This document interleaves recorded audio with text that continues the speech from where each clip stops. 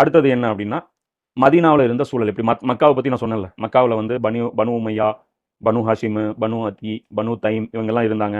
இவங்களுக்குன்னு ஒரு சபை இருந்துச்சு. அந்த சபைக்கு பேர் என்ன? தாருன் நத்வான் இருந்துச்சு. அதில் லீடர்ஸ் எப்படி செலக்ட் பண்ணப்பட்டாங்க?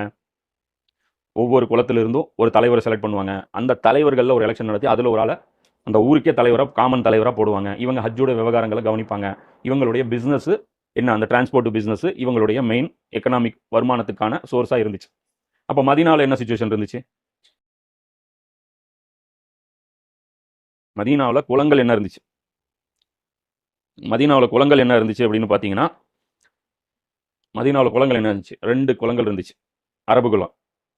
அரபு அந்த இணை வைப்பாளர்கள்னு சொல்லுவோம்ல, முஷ்ரிக்கிகள், சிலை வணங்கிகள். இந்த கூட்டத்தில் 2 பேர் மெஜாரிட்டியாக இருந்தாங்க. ஒன்று ஹவுஸ், இன்னொன்று கசரஜ். இந்த 2 கூட்டம் இருந்தது. ஹவுஸுடைய தலைவரும் யாரு? சாது பின் உபாதா, இன்னொருத்தர் சாது பின் முஆத். 2 குலங்களுடைய தலைவருடைய பெயரும் சாது தான்.